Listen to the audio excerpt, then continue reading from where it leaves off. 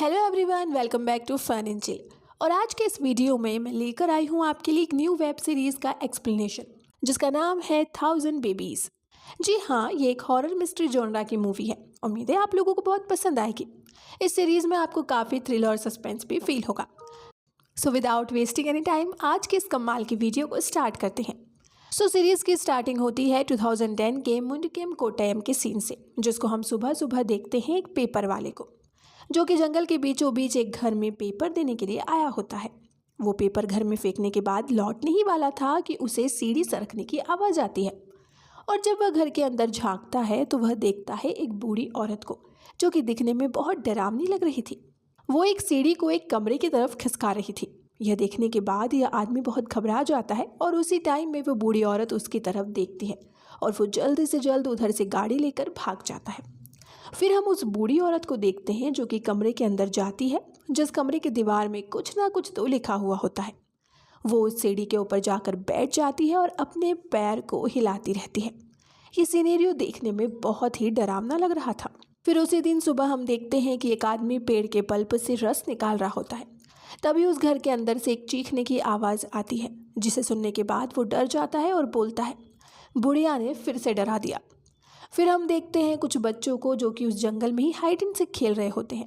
इसी बीच उनमें से एक बच्चा उस घर की तरफ देखता है और तभी हम देखते हैं उस बूढ़ी औरत को जो कि टाइपराइटर साफ कर रही होती है।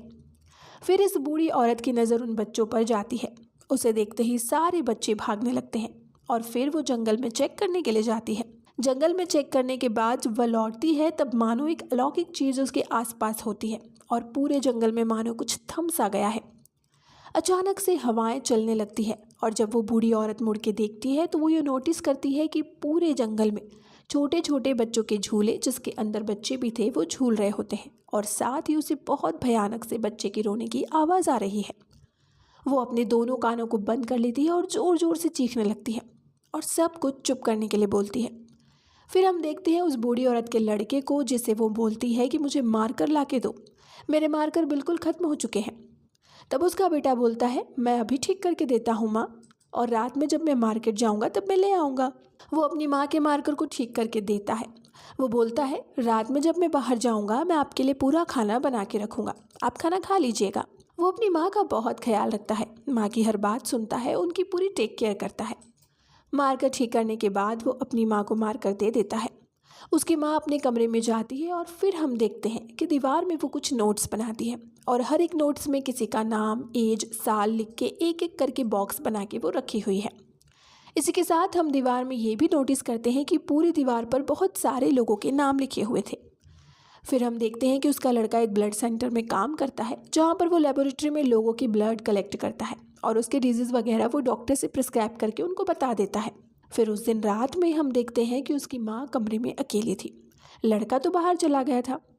अब वो लौटते टाइम हर एक दुकान में मारकर ढूंढता है, पर मारकर उसे नहीं मिलता। फिर वो ऐसे ही खाली हाथ घर आ जाता है और घर आके देखता है कि खाना वैसे ही पड़ा हुआ होता है।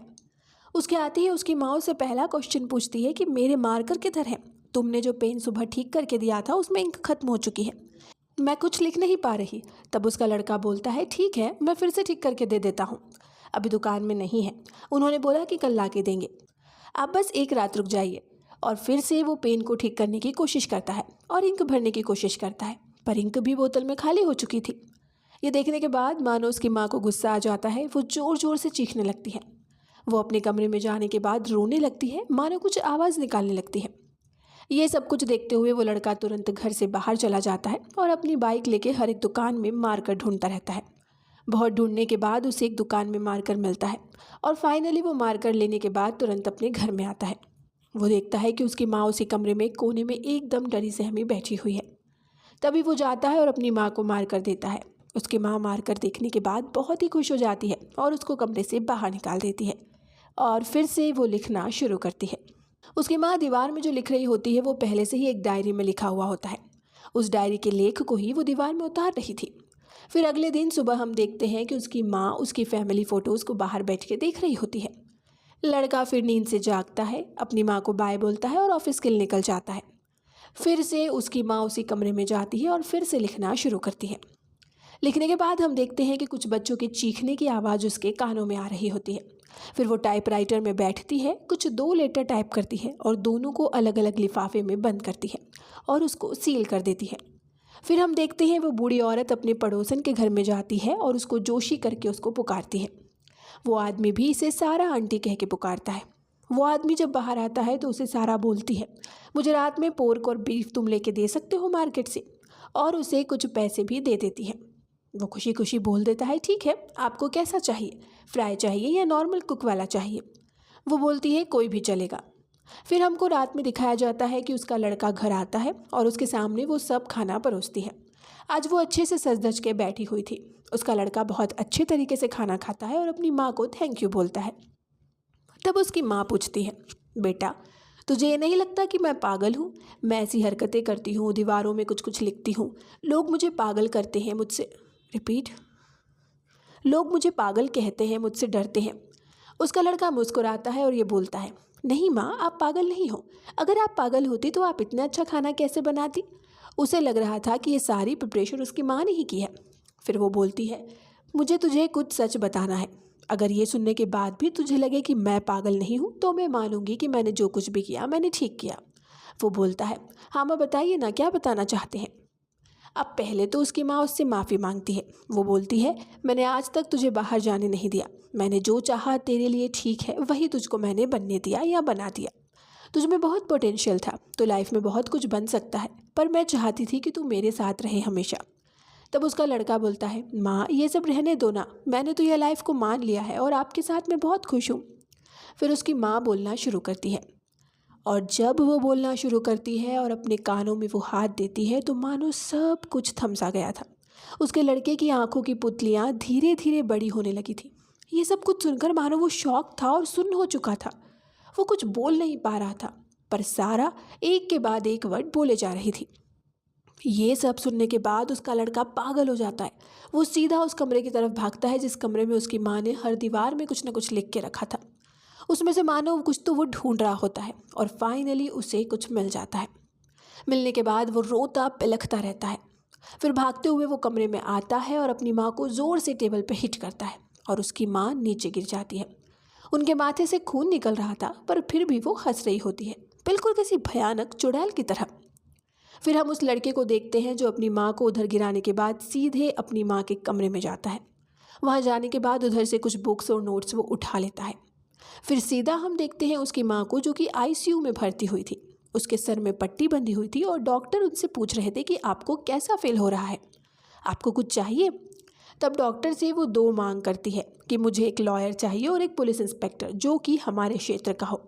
मैं उन दोनों को 2 लेटर्स देना चाहती हूँ जो कि हाईली कॉन्फिडेंशियल है। मैं उन्हें ही देना चाहती हूँ।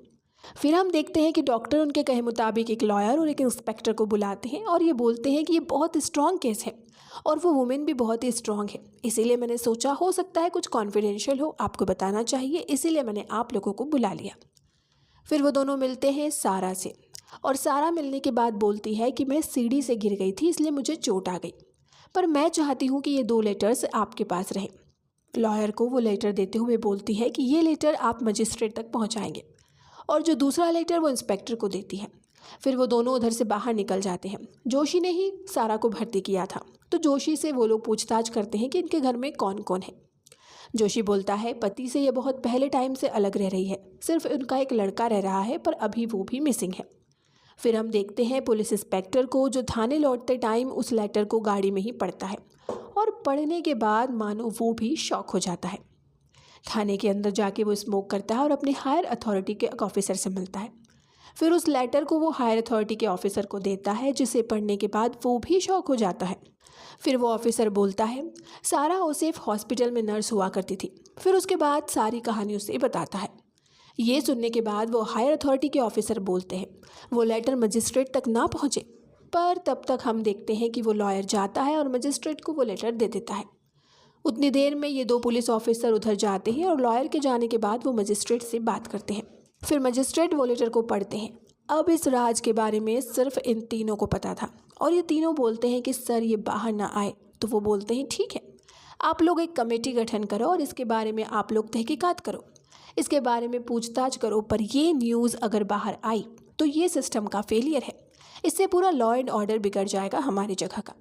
तब हमें ये भी पता चलता है कि ये दोनों लेटर सेम है, मतलब जो लॉयर को लिखा गया वो मजिस्ट्रेट के पास है और जो पुलिस के पास है वो भी सेम है।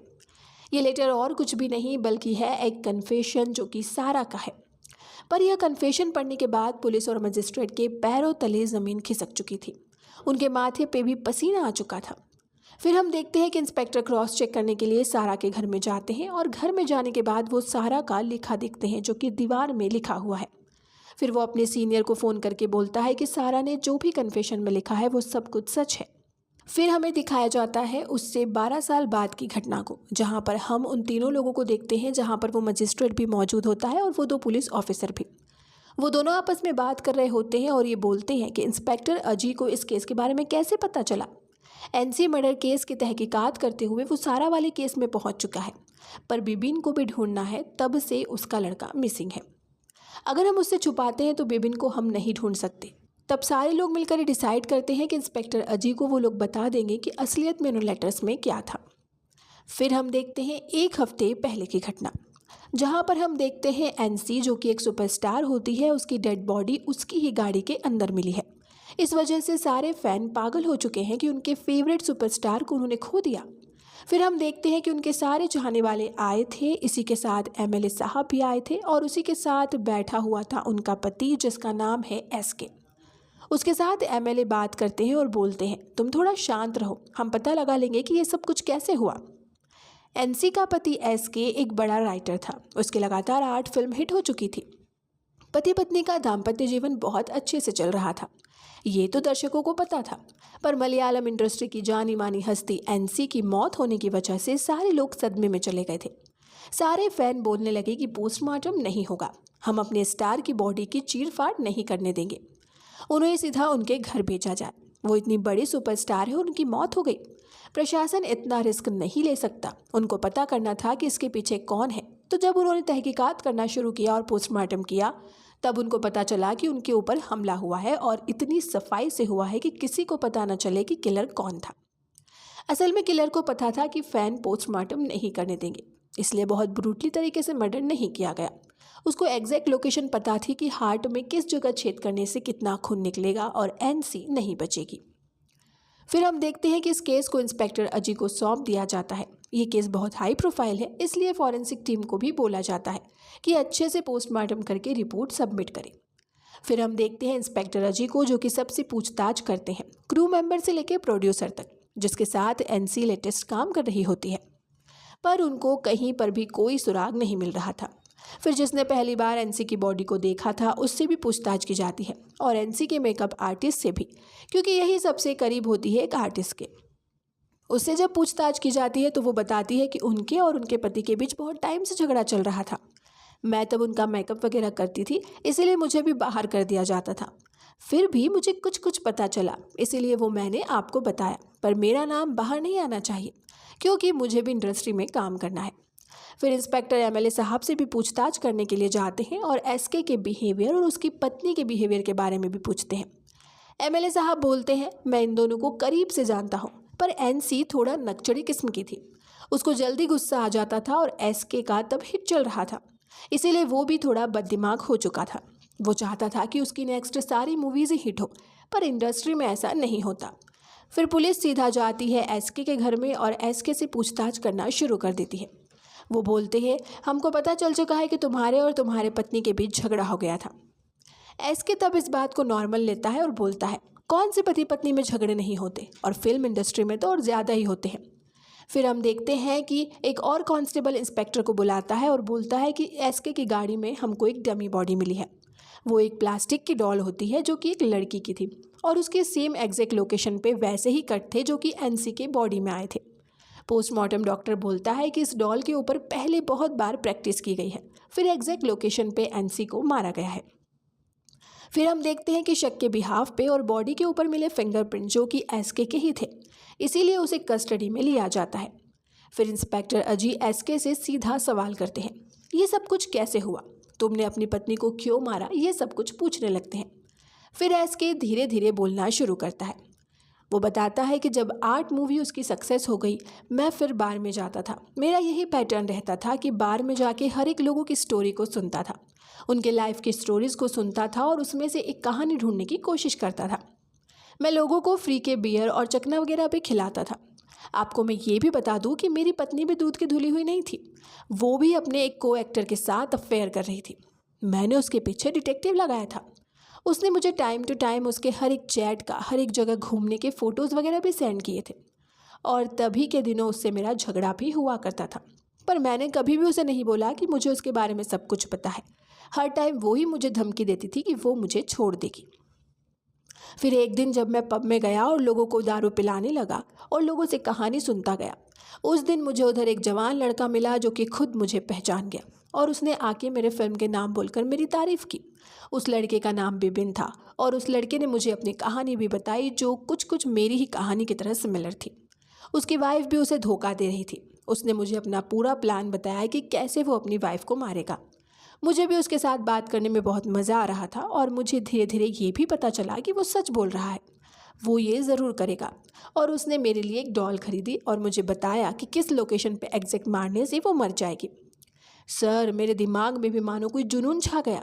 मैं भी उस डॉल के साथ प्रैक्टिस करता गया और मौका मिलते ही मैंने एनसी को उस गाड़ी के अंदर उसी तरह मार दिया और गाड़ी से चुपचाप बाहर आ गया। फिर हम देखते हैं कि ये वाला केस सॉल्व हो चुका है और इसके लिए अजी को बहुत एप्रिसिएशन भी मिला। फिर हम देखते हैं कि एक लड़की पुलिस स्टेशन में अजी से मिलने के लिए आती है। इंस्पेक्टर से मिलने के बाद वो उसे कुछ पेपर कटिंग और एक लेटर थमा देती है। पूछने पे वो ये बताती है कि एक हफ्ते पहले ये मेरे पास कुरियर हुआ है।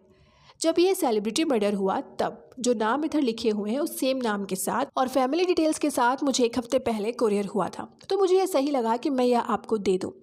सर, शायद मुझे पता है कि ये डिटेल्स मुझे किसने भेजे हैं। तब इंस्पेक्टर पूछता है कि किसने भेजा है, तुमको क्या लगता है?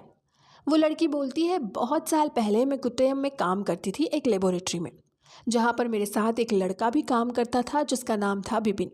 मुझे लगता है कि उसने ही मुझे ये सब कुछ भेजा है। फिर हम लोग देखते हैं कि ये लोग पुलिस स्टेशन के बाहर मिलते हैं। इंस्पेक्टर अजय उससे पूछता है कि तुम कैसे श्योर हो कि ये बिपिन ने ही भेजा है? तब वो लड़की 2 लेटर्स और दिखाती है। वो बोलती है, यह 2014 में मुझे भेजा गया और 2017 में। उसके बाद अभी लगभग 12 साल हो चुके हैं। बिपिन का कोई अता पता नहीं है। फिर अजय उससे पूछता है कि तुम बिपिन के बारे में इतनी उत्सुक क्यों हो और उसके बारे में तुम क्या जानती हो और लेबोरेटरी तुमने कब ज्वाइन की थी, बिपिन के पहले या बिपिन के बाद? फिर वो लड़की बोलती है कि बिपिन मेरा अच्छा दोस्त था, दोस्त से थोड़ा ज़्यादा। वो बताती है कि उसकी माँ सारा आंटी हमेशा उसे बांध के रखा करती थी, घर से बाहर नहीं जाने देती थी, जैसे मेरे पति किया करता था। पर सर, 2 साल पहले मेरा डिवोर्स हो चुका है। फिर हमें फ्लैशबैक दिखाया जाता है जहाँ पर हम सारा और बिपिन को देखते हैं जो कि बस से जा रहे होते हैं। सारा उसे समझा रही होती है कि तुम क्लास में भले ही फर्स्ट आ चुके हो, इसके लिए कोई सेलिब्रेशन नहीं चाहिए, ये अपने अंदर ही रखो, अपनी खूबियों को सबको दिखाते नहीं है। फिर हम देखते हैं स्कूल के फंक्शन में जब बिपिन नहीं गया तो उससे मिलने के लिए फादर और चर्च के 2 लोग भी आए थे। वो लोग चाहते हैं कि बिपिन चर्च में आए और इसके साथ अच्छे से स्कूलिंग भी करे। वो लोग सारा से कहते हैं कि इसे मैट्रिक्स में भी अच्छे नंबर आए हैं। अगर ये स्कूल आता है तो हमारे स्कूल का भी नाम रोशन होगा, इसके साथ आपका भी, और आगे जाकर अगर ये डॉक्टर या इंजीनियर भी बन सकता है। पर सारा बिल्कुल मना कर देती है। वो बोलती है, मेरा लड़का जो भी करेगा वो मेरी मर्जी से, वो गॉड के सामने भी माथा टेकेगा तो मैं जब बोलूँगी तब, और इसके साथ स्कूलिंग भी, इसकी स्कूलिंग मैं कराऊंगी घर में। फिर चर्च के फादर और वो लोग घर से चले जाते हैं। फिर अजी सर पूछते हैं कि तुम बिपिन को कैसे जानती हो? फिर हम इस लड़की को देखते हैं जो कि उसी के लेबोरेटरी में काम किया करती थी और इन दोनों में धीरे धीरे नज़दीकियाँ बढ़ने लगी थी। बिपिन और वो लड़की एक दूसरे को पसंद करते हैं, पर इस लड़की की तब शादी हो चुकी थी। उसका पति उसे बिल्कुल भाव नहीं देता और उसे उल्टी सीधी बातें भी सुनाता था। ये दोनों धीरे धीरे नज़दीक आने लगे थे। तब के टाइम में उन दोनों का खींचा हुआ एक फ़ोटो भी इस लड़की के पास था जो कि उसने अजी सर को दिखाया। फिर पुलिस स्टेशन से जाने के बाद अजी सर एसके को वो फ़ोटो दिखाते हैं और एसके फ़ोटो देखने के बाद बिल्कुल मना कर देता है कि ये फ़ोटो वाला लड़का तो बिपिन नहीं था, वो तो कोई दूसरा लड़का था। फिर अजी निकल जाता है कुट्टयम में बिपिन का पता लगाने के लिए। लोगों से पूछताछ करते हुए उसे जोशी मिलता है जो कि बिपिन का पड़ोसी हुआ था बहुत साल पहले।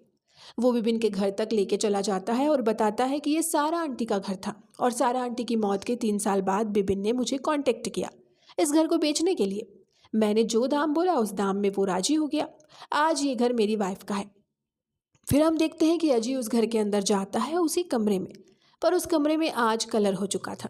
फिर भी हम देखते हैं कि उस कमरे में अभी भी सारा के बनाए हुए हर एक नोट की निशानी थी। फिर उधर से अजय जाता है सीधा हॉस्पिटल जिसमें सारा को भर्ती किया गया था जब उसको सर में चोट लगी थी। फिर वहाँ उसे डॉक्टर से पता चलता है कि असलियत में तब हुआ क्या था। साथ ही उन 2 लिफाफों का सच भी उसे पता लगता है। फिर वो पुलिस स्टेशन उस समय के इन्वेस्टिगेशन पुलिस ऑफिसर से मिलने के लिए चला जाता है और वहाँ जाने के बाद वो मिलता है तब के इन्वेस्टिगेशन पुलिस ऑफिसर से और इस केस के बारे में पूछताछ करता है। तब वो पुलिस ऑफिसर भी सुनने के बाद शॉक हो जाता है। वो बोलता है, तुम्हारे रिसेंट केस के बारे में मैंने सुना है, तुम एक काबिल पुलिस ऑफिसर हो, पर यह बात हम इधर नहीं कर सकते, हमको मिलना पड़ेगा। 2 दिन बाद मैं तुम्हें लोकेशन भेजता हूँ। फिर हमको वही जगह दिखाई जाती है जहाँ पर पहले बैठ के ये तीनों लोग डिसाइड कर रहे थे कि क्या अजय को सब कुछ बताया जाए या नहीं। और तब हम देखते हैं कि अजय उधर आता है। वहाँ मजिस्ट्रेट और 2 पुलिस ऑफिसर मौजूद थे जो कि सारा वाले केस के टाइम पे थे। फिर ये तीनों मिलके उसको बताते हैं कि ये राज इतने सालों तक हम तीनों के बीच में दबा रहा, पर आज ये बात तुम्हें पता चलेगी क्योंकि तुम्हें बिबिन को पकड़ना है। फिर इन लोगों में से एक इंस्पेक्टर उस कन्फेशन के बारे में बताता है जो कि सारा ने किया था। वो बोलता है एलएपी बीच के पास में एक हॉस्पिटल है जो कि महिला और बच्चों के लिए है और उस हॉस्पिटल में सारा नर्स का काम किया करती थी 1980 से 1985 तक, और तब तक उस हॉस्पिटल में 1000 बच्चों की डिलीवरी हुई। पर सारा कोई नॉर्मल औरत नहीं थी, वो एक साइको औरत थी। वो जब बच्चों की डिलीवरी करती थी तो एक बच्चा दूसरे बच्चे से बदल देती थी, मतलब तुम्हारा बच्चा किसी और को और उसका बच्चा तुम्हें। और जब फैमिली वाले दूसरे बच्चों को देख के बोलते थे कि ये तो माँ पे गया है, ये तो पिता पे गया है, तो ये देखने के बाद वो मन ही मन हंसती थी और खुश होती थी। ये सब कुछ वो इसीलिए करती थी क्योंकि वो एक बांझ थी, वो कभी माँ नहीं बन सकती थी, इसीलिए वो ये सब कुछ करके खुद को सेटिस्फाई करती थी। उसका पति उसे छोड़ के चला गया था। तब अजय पूछता है कि उसका तो एक लड़का भी था ना बिबिन। तब वो बताता है कि वो लड़का उसका नहीं है। एक रात हॉस्पिटल में दूर से कुछ लोग आए, एक लड़की प्रेग्नेंट थी, उसे लेकर। उसकी हालत नाजुक थी। तब डॉक्टर भी नहीं थे। उस लड़की की माँ उसे बोलने लगी, ये बच्चा हमें नहीं चाहिए सिस्टर, इस बच्चे को आप गिरा दो। अगर यह बच्चा हुआ तो मेरी लड़की को बदनामी मिलेगी क्योंकि ये एक नाजायज बच्चा है। जैसा कि वो हमेशा करती थी, उसने उस बच्चे को भी दूसरे बच्चे के साथ बदल दिया और दूसरे बच्चे को अपने पास रख लिया जो कि था बिबिन। अगर यह सब कुछ लोगों को पता चल गया तो पूरे लॉ एंड ऑर्डर में अफरा तफरी मच जाएगी। तुम सोच भी नहीं सकते कितना बड़ा बवाल होगा। 1000 बच्चे, वो भी एक दूसरे के साथ बदले, और वो भी सन की औरत सबका नोट बनाया करती थी जो कि उसके घर के दीवार में भी उसने लिख के रखा था, और उस डायरी में भी, जो डायरी आज उसके बेटे बिबिन के पास है। अब हमको बिबिन को ढूंढना है क्योंकि उसने अभी लेटर भेजना शुरू कर दिया है। वो कहाँ पर छुपा हुआ है, उसका अगला प्लान क्या है, हमको नहीं पता। और उसकी सन की माँ ने बर्थ सर्टिफिकेट की तरह हर एक बच्चे की जन्म कुंडली लिख के रखी है। हमें जल्द से जल्द बिबिन को ढूंढना पड़ेगा। अजय बोलता है, मैं उसे ढूंढ लूँगा सर, पर वो लोग बोलते हैं कि यह हाईली कॉन्फिडेंशियल है। अगर ये न्यूज़ बाहर लीक हो गई या मीडिया में आ गई तो बवाल मच जाएगा। फिर अजय बोलता है, अगर सर मैं बिबिन को ढूंढ भी लेता हूँ तो इसके बाद हमारा प्रोसीजर क्या होगा। तब किसी के पास कोई जवाब नहीं था। फिर सीन उधर से शिफ्ट होता है और हम देखते हैं अजय को जिसकी वाइफ की आज डिलीवरी होने वाली है। लेकिन ये बच्चे वाला केस पता चलने के बाद मानो उसे भी डर लगने लगा था कि नर्स ने उसके बच्चे की भी अदला बदली तो नहीं कर दी ना। अब ऐसा सब कुछ सुनने के बाद तो कोई भी घबरा जाएगा। हम देखते हैं कि अजय के पास विनोद का कॉल आता है। विनोद जो अजय से जूनियर ऑफिसर होता है, डीवाईएसपी नवाज सर ने उसको असाइन किया है। मतलब कि अजय के साथ मिलकर सिर्फ 2-3 लोग ही इस केस पर काम करेंगे ताकि ये केस डिपार्टमेंट के बाहर ना जाए। फिर हम देखते हैं अजय को एक नया डिपार्टमेंट दिया जाता है जहाँ पर लोग तो काम कर रहे हैं पर किसी को भी इस केस के बारे में कुछ भी नहीं पता। उन्हें सिर्फ असाइन किया जाता है लोगों को ढूंढने के लिए, डेटा शेयर करते हैं, सिर्फ इतना ही होता है। सिर्फ कोर टीम मेंबर है यहाँ पर विनोद और एक ऑफिसर और अजय खुद। सिर्फ यही तीनों ही जानते हैं इस केस के बारे में। बाकी जो कोई भी इधर काम कर रहा है किसी को भी कानों कान भनक नहीं कि किस केस के ऊपर ये लोग काम कर रहे हैं।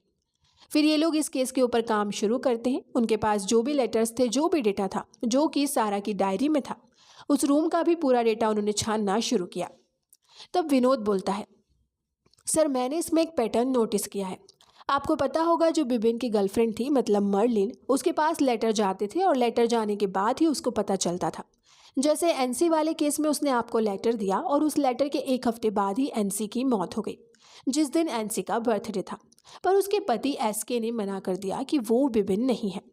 फिलहाल हमारे पास और एक डेटा है जो कि खुद विपिन है, मतलब विपिन के असली माँ बाप का डेटा। अगर हम उन तक पहुंच जाएं तो ज़रूर विपिन का कोई ना कोई क्लू हमें मिल सकता है। फिर जब वो डेटा में देखते हैं तो उसके माँ बाप स्कूल मास्टर थे और अजीब बिल्कुल एश्योर था कि विपिन अपने असली माँ बाप से मिलने की कोशिश ज़रूर करेगा। फिर वो लोग सारा के लिखे हुए एड्रेस पर जाते हैं, जहाँ पर वो लोग उधर नहीं थे। वो लोग शिफ्ट हो चुके थे बेंगलुरु में। फिर वो लोग बेंगलुरु वाले एड्रेस पर जाते हैं। वहाँ वो उनसे ये बोल के बातचीत करते हैं कि हम लोग आपके स्कूल में पढ़ते थे, और एक एक करके उनसे बात उगलवाने लगते हैं। फिर वो लोग बातों ही बातों में उनकी बेटी की बात छेड़ते हैं और पूछते हैं कि क्या उसकी शादी हो गई। तब उसके पापा मोहन बताते हैं कि नहीं, उसकी शादी नहीं हुई, वो जिंदा ही नहीं है। 31 साल की उम्र में ही वो हम लोगों को छोड़ के चली गई, और पूछने पर यह पता चलता है कि उसको हार्ट अटैक आया था। अब इससे ज़्यादा कुछ जब मोहन नहीं बताता तो वो सीधा जाते हैं नियरेस्ट पुलिस स्टेशन। वहां जाने के बाद वो सब कुछ पता करते हैं। तब उनको पता चलता है कि मोहन की लड़की रेणुका ड्रग लिया करती थी और ड्रग ओवरडोज होने की वजह से वो मारी गई। पेरेंट्स स्कूल मास्टर थे तो बदनामी ना हो इसीलिए इस केस को दबा दिया गया था। फिर ये लोग नारकोटिक्स डिपार्टमेंट में जाते हैं तो जो ऑफिसर इस केस को लीड कर रहा था वो उसके पास इन लोगों को भेजा गया। वो लोग उधर जाते हैं इस केस के बारे में बातचीत करने, पर उन्हें तो इस केस को कॉन्फिडेंशियल रखना था। इसीलिए वो ऑफिसर को बोलते हैं कि हम एक ड्रग रैकेट के ट्रेल को ढूंढने की कोशिश कर रहे हैं। तब वो आईपीएस बोलती है, जब इस बॉडी के ऊपर हमने टेस्ट वगैरह किए थे तो एक बहुत रेयर किस्म का ड्रग हमको मिला था जो कि मार्केट में आया भी नहीं था। अगर हम उसको पब्लिकली लीक कर देते तो इसका प्रचार हो जाता और मार्केट में इसकी डिमांड हो जाती, इसीलिए हमने भी इस बात को दबा दिया। फिर अजय उस केस की फाइल देने के लिए और उसके दोस्तों से मिलने की रिक्वेस्ट करता है तो आईपीएस खुशी खुशी उसे फाइल दे देती है। वो ये भी बोलती है कि मेरे एक ऑफिसर के थ्रू तुम मदद भी ले सकते हो। फिर हम देखते हैं कि अजय उसके दोस्तों से मिलता है। वो उनको पहले ही बता देता है कि तुम लोगों को घबराने की कोई ज़रूरत नहीं है, हम बस बातचीत करने के लिए आए हैं। फिर वो उन लोगों से रेणुका और उसके स्वभाव के बारे में पूछता है। तब एक एक करके सारे दोस्त बोलने लगे कि वो ड्रग्स वगैरह लेती थी, अपने माँ बाप से अच्छे से बात नहीं करती थी, उनके ऊपर गुस्सा करती थी। इसी के साथ जब अजय बिबिन के बारे में पूछता है तो किसी को कुछ भी नहीं पता था। फिर वो जब बिबिन का फोटो दिखाता है तो उसे देखते ही सब लोग शॉक हो जाते हैं। वो बोलते हैं इसका नाम तो बिबिन नहीं हर्षण है। और तब अजय को भी पता लगता है कि बिबिन अपना नाम बदल बदल के इन लोगों से मिल रहा था। फिर जब अजय हर्षण के बारे में पूछता है तो ये लोग हर्षण यानी कि बिबिन के बारे में बताना शुरू करते हैं कि हर्षण एक साथ हमारी कंपनी में ही काम करता था। वो न्यू ज्वाइनिंग था पर सबके साथ वो घुल मिल गया था। रेणुका हमारी सेल्स टीम में थी। वो अच्छे अच्छे डील्स क्रैक करती थी, इसलिए कंपनी को भी कोई प्रॉब्लम नहीं थी कि वो ऑफिस आर के बीच में वीड ले या कुछ भी ले। हर एक डील क्रैक करने के बाद वो स्ट्रॉन्ग वीड वगैरह लिया करती थी, पर उस दिन उसका वीड खत्म हो गया। तब हमने देखा कि हर्षण ने उसे एक अच्छा सा वीड ऑफर किया। फिर वो लोग छत पे जाके वीड पीने लगे। वो बात करने लगे, पर सर कोई लव एंगल नहीं था हर्षण और उसके बीच, वो सिर्फ दोस्त ही था। फिर अजय पूछता है कि वो मरी कैसे। फिर वो लोग बताते हैं कि उस दिन रेणुका का बर्थडे था। हम लोग सेलिब्रेट करने के लिए पास के एक फ्लैट में गए थे। असल में उधर लाउड म्यूजिक बजाते हैं तो किसी को कोई प्रॉब्लम नहीं होती। सारे लोग पार्टी वगैरह कर रहे थे कि अचानक से पार्टी के अंदर से रेणुका गायब हो जाती है। सर पार्टी के अंदर सब कुछ चल रहा था। थोड़े टाइम बाद जब हमने रेणुका को नहीं देखा तो हम लोग चिंता करने लगे। ऊपर से उसका बर्थडे था तो वो अच्छे से नशा करके बैठी हुई थी। विड बहुत चढ़ा लिया था और साथ ही वो पाउडर भी ले रही थी। वो हमको अपार्टमेंट में नहीं मिली, इसीलिए हम फिर जब बाहर गए तब हमने उसकी गाड़ी नोटिस की। जब हम उसकी गाड़ी को देखने उसके पास गए तो हमने देखा कि वो गाड़ी के अंदर मरी पड़ी थी। उसके नाक से खून निकल रहा था और कुछ पाउडर का नशा वो कर रही थी। फिर पुलिस वगैरह आई। फिर तो सर आपको सब कुछ पता ही है। अजय उनसे पूछता है कि रेणुका की मौत के बाद हर्षण का क्या हुआ, वो कहाँ पर गया। फिर वो बताते हैं सर 2-3 महीने तक तो उसने काम किया और रेणुका के फैमिली के साथ भी वो मिलने लगा। इससे पहले भी वो रेणुका को समझाता था कि अपने पेरेंट्स के ऊपर मत चिल्लाओ, उनकी रिस्पेक्ट करो, उनका सहारा बनो। फिर अजय पूछता है कि तुम लोगों में से किसी को उसकी करंट लोकेशन के बारे में पता है। तब उसमें से एक दोस्त बोलता है हाँ मुझे पता था, मैंने उसे बहुत बार एक जगह छोड़ा है सर, मैं आपको वहाँ लेकर जा सकता हूँ। फिर वो लोग उसे एक अपार्टमेंट में लेकर जाते हैं जहाँ पर जो ऑनर था वो हर्षण के बारे में बहुत अच्छी अच्छी बातें कर रहा था। वो बताता है कि वो टाइम पर किराया दे देता था, कोई भी प्रॉब्लम होती थी तो वो सुनता था। इसी के साथ वो ऑनर ये भी बोलता है कि उसका कुछ सामान भी है, पर जब भी वो लौटेगा वो सामान मैं उसे दूंगा जब तक कोई नया किराएदार मुझे नहीं मिलता। फिर जब अजय चेक करता है तो उधर कुछ केमिकल्स रखे हुए थे, जिसे देखने पर हमें ये तो समझ आता है कि यहाँ हर्षण मतलब बिबिन कुछ ना कुछ तो बना रहा होता है। पर अजय ये कंपोजिशन देखकर समझ चुका था कि इससे ड्रग्स बनाए जाते हैं, और बिबिन रेणुका के माँ बाप से इसलिए अच्छे से बात करता था, उनकी इज्जत करता था, क्योंकि वो उसके असली माँ बाप थे। फिर उधर से सारे विजन्स का फोटो वगैरह खींचने के बाद जब ये लोग लौट रहे होते हैं तो अजय फिर अपने ऑफिसर्स को बोलता है कि इस केस के तहत तक हमें जाना पड़ेगा, तभी हम बिबिन के बारे में जान पाएंगे कि वो अभी कहाँ पर है, उसका नेक्स्ट टारगेट कौन है, या फिर कोई नेक्स्ट टारगेट हो चुका है। ये बात तो बिल्कुल कंफर्म है कि उसने ही रेणुका को मारा है, और माँ बाप वाला एंगल तो आप लोगों को पहले से ही पता है। फिर हम देखते हैं कि वो लोग फिर से ऑफिस जाते हैं और वो मर्लिन वाले लेटर्स को देखना शुरू करते हैं, जहाँ पर उनको 2 लेटर्स और मिलते हैं। यहाँ पर एक लेटर्स में लिखा हुआ था देवन का नाम, जो कि एक पॉलिटिशियन था और वो सुसाइड करके मर चुका है। वहीं वो जिसके साथ बदला है उसका नाम है सुनील। अजय बोलता है कि हमको देवन के बारे में पता लगाने से पहले सुनील के बारे में पता लगाना पड़ेगा कि वो कैसे स्वभाव का था। देवन की मौत ऐसे ही नहीं हुई, वो पॉलिटिक्स हार चुका था, वो चरमपंथी नेता था। उसके पापा ने राजनीति में पकड़ बनाने के लिए अपने बेटे का इस्तेमाल किया। बेटा भी भड़काऊ भाषण देने लगा और देखते देखते वो यूथ के बीच में पॉपुलर होने लगा। और उसकी मौत तब हुई जब उसका पॉलिटिकल करियर एक रात में एक वीडियो की वजह से खत्म हो गया। असल में किसी ने उसका मटन खाते हुए वीडियो बना लिया, जो कि उसके रिलीजन में बिल्कुल मना था। वो वीडियो रातों रात वायरल हो गया और यूथ के बीच बहुत शेयर हुआ। इसकी वजह से उसका वोट परसेंटेज कम हो गया और देखते ही देखते डिप्रेशन में एक दिन उसकी लाश मिली उसकी गाड़ी के ऊपर ओवर ड्रिंकिंग की वजह से। तो पहले हमको सुनील से मिलना पड़ेगा कि सुनील किस स्वभाव का था। फिर वो लोग सारा के उस एड्रेस से सुनील के घर तक पहुंच जाते हैं और सुनील उनको एक दुकान में मिल जाता है।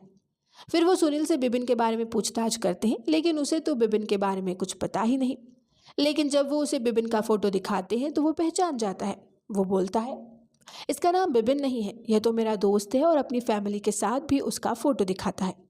फिर बताता है कि वो उसका दोस्त कैसे बना। फिर हमको दिखाया जाता है कि मटन शॉप में वो मटन काट रहा होता है। उसके पापा उसके ऊपर बहुत अत्याचार करते हैं और बहुत बुरा भला कहते हैं, और ये सब कुछ बिबिन दूर से देख रहा होता है। और बिबिन की आंखों में देखने से मुझे ये लग रहा था कि वो मेरे लिए बहुत दुखी है। फिर एक दिन मेरे अब्बू ने मुझे मारा क्योंकि मैंने दुकान के पैसे से मेरे भाई की फीस भर दी। वो इस बात से बिल्कुल खुश नहीं थे। वो बोलने लगी कि ये पैसे सिर्फ मेरे हैं, तुम लोगों की अय्याशी के लिए नहीं। फिर से उस दिन मुझे बिबिन मिला, उसने मुझसे बात की और ये बोलने लगा कि तुम अपने बाप से क्यों डरते हो, उनको उल्टा जवाब दो। फिर मैंने उससे कहा, मैं उनको जवाब दे सकता हूँ, बल्कि उनको मार भी सकता हूँ, पर मैं ये नहीं करना चाहता, क्योंकि अगर मैं ये सब कुछ करता हूँ तो वो उल्टा मेरे ऊपर नहीं, मेरे अम्मी और भाई के ऊपर भड़केंगे और उन लोगों को मारेंगे। मेरे पास अगर पैसे होते तो मैं कोई नया धंधा शुरू कर देता, उनकी दुकान में नहीं बैठता। सिर्फ इतना बोलने की देरी थी सर। अगले दिन वो मेरे घर पे आया जब अब्बू घर पे नहीं थे, और मुझसे कहा कि तुम मुझे अगर दोस्त मानते हो तो मेरे पास 3 लाख रुपए हैं, वो तुम अपने पास रखो और अपने हिसाब से खर्च करो। जब मैं लौटूंगा तो तुमसे मांगूंगा, एक बार में नहीं, तुम्हारे पास तब जितना होगा तुम धीरे धीरे मुझे दे देना। ये पैसे खुद के मान के ही खर्च करो। ये बोलने के बाद वो उधर से चला गया, और जाते टाइम उसने मेरी फैमिली के साथ एक फ़ोटो भी खींची। फिर अजय और उसकी टीम ये सब जानने के बाद ऑफिस चले जाते हैं, और ऑफिस जाने के बाद वो डिस्कस करते हैं कि सुनील असलियत में कुपलरी परिवार का वारिस था, जिसके पास बहुत पैसे थे, और आज वो जिस परिवार में था उसके पास उतने पैसे नहीं थे। इसके साथ ही वो टॉर्चर भी होता था, इसीलिए हो सकता है कि बिबिन ने उसको पैसा दे दिया। सारा के ये सब कुछ करने की वजह से देवन और सुनील एक दूसरे से बदल गए। अब हमको देवन के सर्कल में घुसना पड़ेगा कि उसके साथ एग्जैक्टली क्या हुआ था। फिर हम लोग देखते हैं वो लोग सीधा चले जाते हैं देवन के फादर से मिलने के लिए।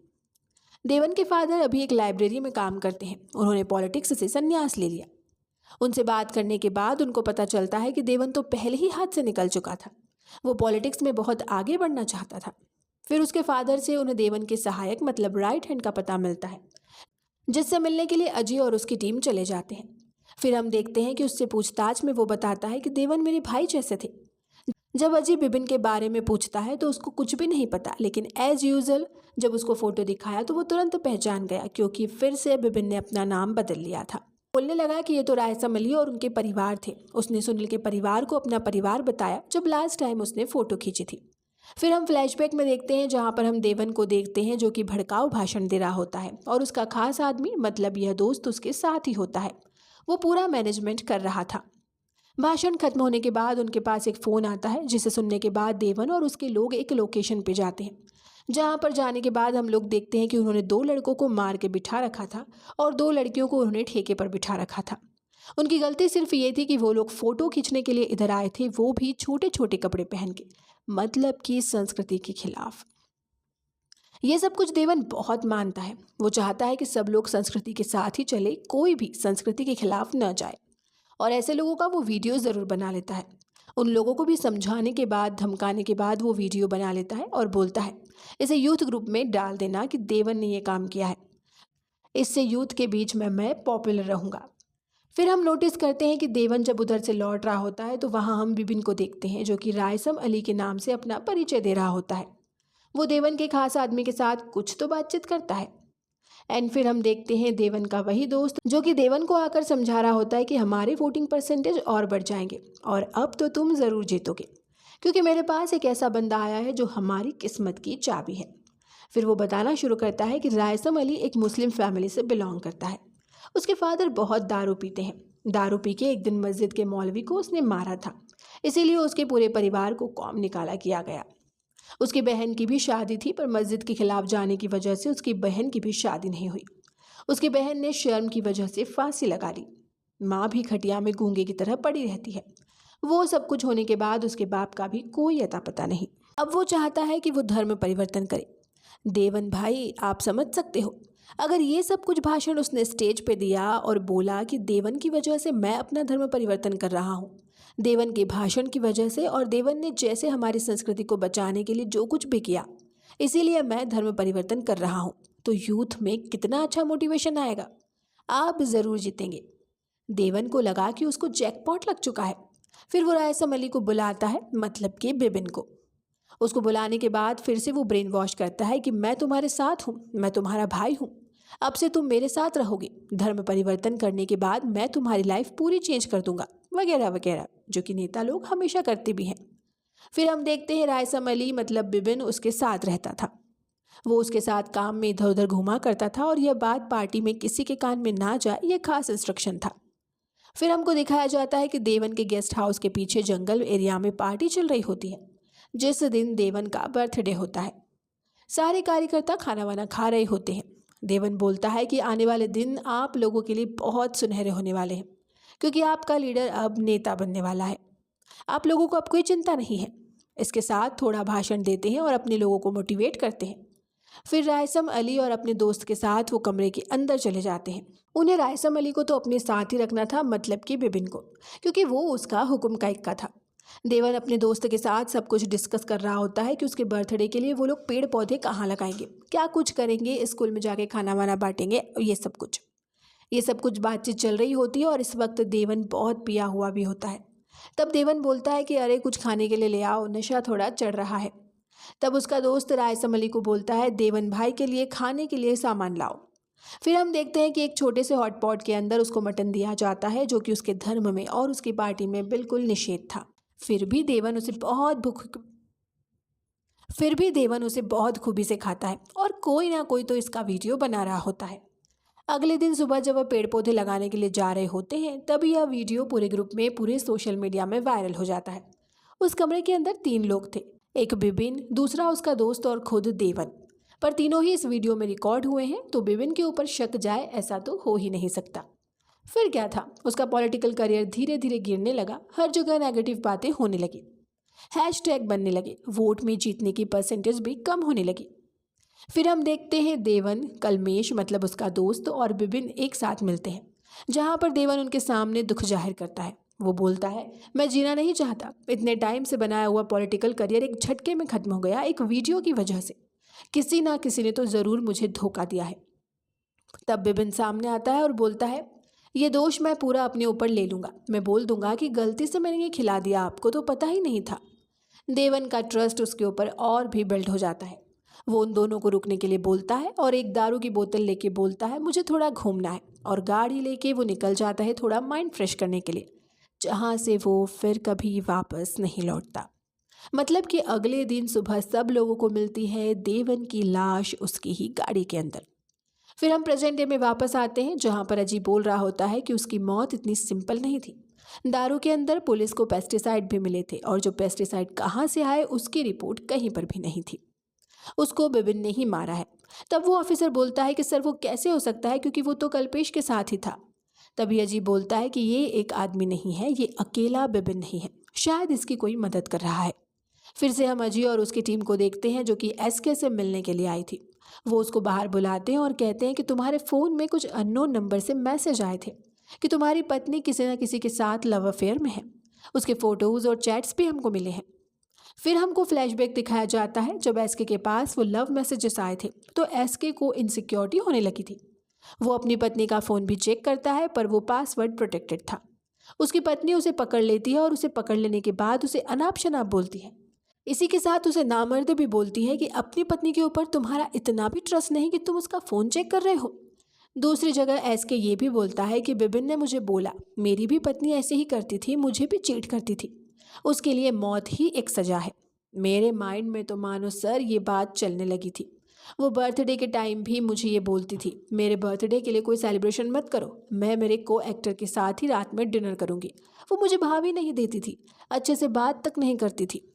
अब आप खुद ही सोचो, बाहर अगर इतना अच्छा अफेयर चल रहा है तो पति को थोड़ी ना कोई पसंद करता है, पति को तो वो नामर्द बुलाएंगे ना। इसीलिए सर मुझे जो ठीक लगा मैंने वही किया, उसके लिए उसको मरना था, मैंने मार दिया। फिर हम देखते हैं कि ये सारा कन्फेशन अजय दिखा रहा होता है उन 3 लोगों को, जहाँ पर मजिस्ट्रेट होते हैं और डीवाईएसपी भी, और वो हायर अथॉरिटी के ऑफिसर भी। उन तीनों को दिखाते हुए वो बोलता है सर आपको पता है ये जो मैसेजेस और जो फ़ोटोज़ उनको मिले थे ये मॉफ किए हुए थे, मतलब कि ये फेक फ़ोटोज़ और फेक मैसेजेस थे। बिबिन को पता था कि कौन से मैसेजेस और फोटोज़ से इन दोनों के बीच में मिसकम्युनिकेशन क्रिएट किया जा सकता है। इस मिसकम्युनिकेशन क्रिएट करने की वजह से एक शक पैदा हुआ और शक की वजह से ही मर्डर भी हो गया। सर बिबिन हमारी सोच से भी ज़्यादा तेज है, वो लोगों की साइकोलॉजी के साथ भी अच्छा खासा खेल सकता है। फिर अजय उन लोगों को रेणुका मोहन का भी केस दिखाता है। रेणुका मोहन के केस में भी वो जो ड्रग्स अपने घर में बनाता था वो ड्रग्स वो रेणुका को दिया करता था, पर ऑफिस में किसी को भी नहीं पता था। रेणुका भी बहुत नशा करती थी, इसीलिए वो बात उसने भी सीक्रेट रखी, क्योंकि उसे नशे का आइटम मिल रहा था जो कि सिर्फ और सिर्फ बिबिन के ही पास मौजूद था।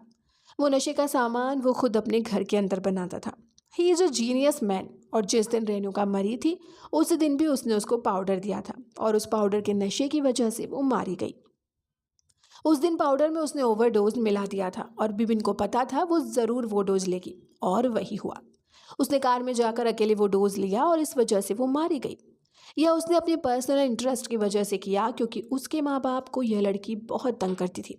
बदतमीजी से बात करना, उनको टॉर्चर करना, ऐसा ही वो करती थी। ये सिर्फ उसने अपने इंटरेस्ट के लिए किया। पहला मर्डर करने के बाद उसे बहुत अच्छा लगा। फिर धीरे धीरे वो सोशियोपैथ बनने लगा।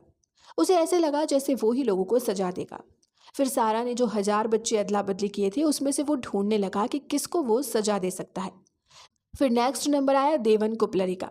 फिर देवन का मीट खाता हुआ वो वीडियो किसी ने ज़रूर बनाया है उसकी मदद करते हुए, और जब वह कल्पेश के साथ भी था कोई देवन का पीछा करता है और उसके साथ जाता है उस लोकेशन पे जहाँ पे देवन दारू पी के खुद को शांत कर रहा होता है। फिर देवन जब नशे की हालत में होता है उसको किसी ने पकड़ लिया था और उसके मुंह में दारू के साथ वो पेस्टिसाइड भी डाल दिया था, और इसी वजह से देवन की भी मौत हो गई। वो बहुत शार्प माइंडेड है सर, एकदम कोल्ड ब्लडेड मर्डरर। अब सर हम एक साइकोपैथ से डील कर रहे हैं, हमको जल्द से जल्द उसे पकड़ना पड़ेगा, नहीं तो सर कोई और मरने वाला है। और उसको पकड़ने के बाद पूरे प्लान के बारे में हमको सुनना पड़ेगा कि ये सब कुछ उसने क्यों किया और उसका आगे क्या प्लान था। तब वो सारे लोग एक दूसरे की तरफ देख रहे थे और फिर कहते हैं कि आज ही तुमको बिबिन को पकड़ना है, और फिर कहते हैं कि अजय तुमको बिबिन को पकड़ना नहीं है, उसको ख़त्म करना है। अगर वो जिंदा रहा, उसको अगर कोर्ट में पेश करना पड़ा तो ये पूरा केस खुल जाएगा।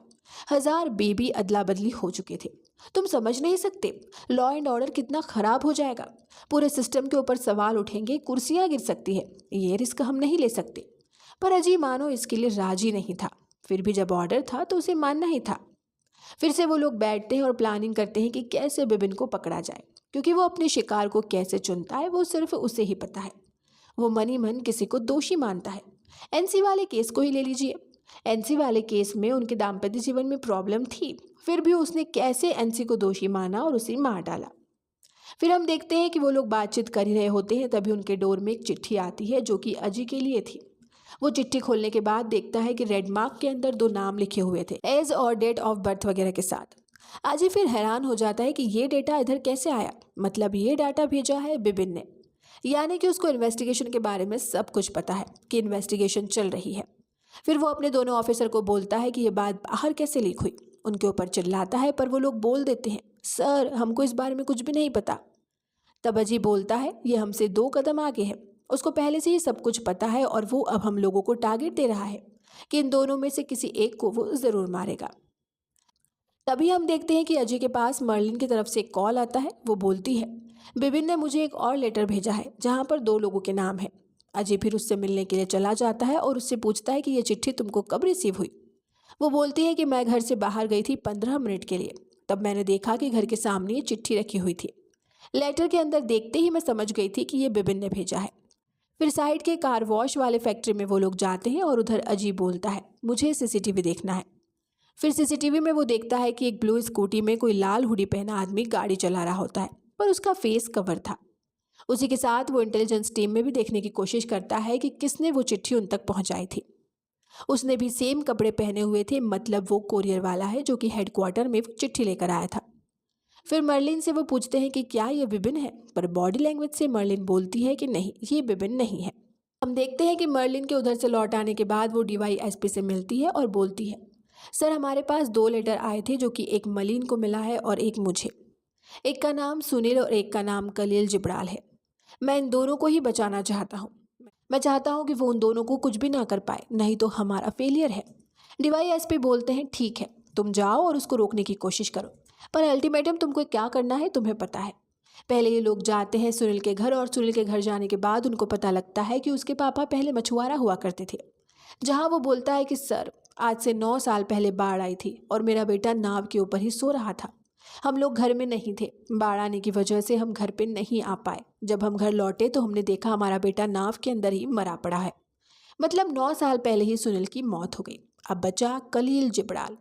फिर वो लोग उसके घर पर जाते हैं। उसके घर पे जाने के बाद उन लोगों को पता लगता है कि उसने आज से 2 साल पहले घर छोड़ दिया था। फिर उसके पापा बताने लगे कि मेरा बेटा नशा करता था, नशा करने की वजह से उसकी इसे लत लग गई। वो हमारे ऊपर भी अत्याचार करता था, हमको भला बुरा बोलना, उसकी माँ के गहने भी वो बेच देता था, यहाँ तक कि घर के सामान भी। एक दिन मैं घर पर नहीं था, वो नींद से जागा और उसे भूख लगी। उसके फ़ोन में रिचार्ज भी खत्म हो गया। वो अपनी माँ के पास जाता है और कुछ पैसे मांगता है। उसकी माँ जब पैसे नहीं देती तो वो अपनी माँ को ही रॉड से मारता है और ख़त्म कर डालता है नशे की हालत में। कोर्ट में ये केस चला, पर नशे की हालत में होने की वजह से उसको सिर्फ 6 साल की जेल हुई। फिर जेल से लौटने के बाद 2 साल पहले मिलने आता है मुझसे और माफ़ी मांगता है, ये बोलते हुए कि सब कुछ मैंने नशे की हालत में किया है, सिर्फ मुझे माँ की तस्वीर देखना है। और माँ की तस्वीर को देखने के बाद फिर वो कभी नहीं लौटा। फिर अजय पूछता है कि आपने फिर से मिलने की कोशिश नहीं की उससे। फिर वो बोलता है, मिलने की कोशिश तो दूर की बात, मैं उसकी शक्ल भी नहीं देखना चाहता। जब वो माँ की फ़ोटो देखता है तो घर में जाके उसका मंगलसूत्र भी उसने चुरा लिया। ऐसी लत लग चुकी थी उसे। फिर अजय घर से बाहर निकलता है और पड़ोस के लोग बोलते हैं कि वो बाहर काम करता था, एक लाली भाई की फैक्ट्री में। कुछ दिनों तक उसने काम भी किया था। फिर वो लोग मिलते हैं लाली भाई से और तब वो बोलता है, हाँ सर वो मेरे साथ काम करता था। मेरी शहर से दूर एक फैक्ट्री थी, उधर वो काम किया करता था, पर बाद में वो काम उसने छोड़ दिया। फिर उधर से एड्रेस लेने के बाद वो लोग फैक्ट्री के लिए निकल जाते हैं और बीच रास्ते में पुलिस ऑफिसर विनोद भी उन्हें ज्वाइन कर लेता है। फिर वो लोग उस हार्डवेयर के शॉप में जाते हैं और उधर से कोशिश करते हैं कलील का एड्रेस लेने के लिए। कलील का एड्रेस तो उन्हें मिल जाता है, पर इस जगह पे जाने के बाद उनको पता चलता है कि उधर तो वो रहता ही नहीं। उधर बहुत टाइम से एक दूसरी फैमिली रह रही है। वो बताते हैं, सर हमारे पास एक नोटिस आया था जो कि ज्वेलरी शॉप से है, उस पर कलील का नाम लिखा हुआ है। फिर उसे ज्वेलरी रिसिप्ट के फ़ोन नंबर पे जब कॉल किया जाता है तो वो स्विच ऑफ आता है। फिर इसे साइबर टीम में दिया जाता है और ये पता चलता है कि 2 दिन पहले गांव में ये नंबर एक्टिव हुआ था। फिर वो लोग उस गांव के लिए रवाना होते हैं। जब वो लोग गांव के लिए रवाना होते हैं तभी विनोद उन लोगों को 2 गन देता है, ये बोलते हुए कि डीवाईएसपी सर ने दिया है।